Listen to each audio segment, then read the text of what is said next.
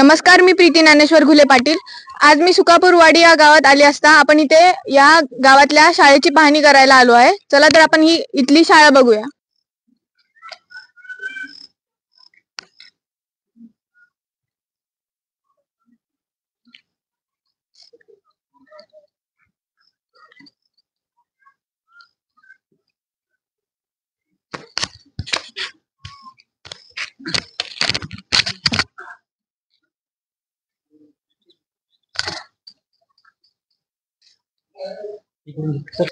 ह्या तुम्ही भेगा बघत आहेत।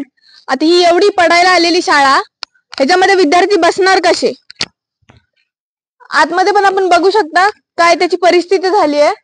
पत्र सगळे तुटलेले आहेत, पावसाचं पाणी सगळं आतमध्ये येते।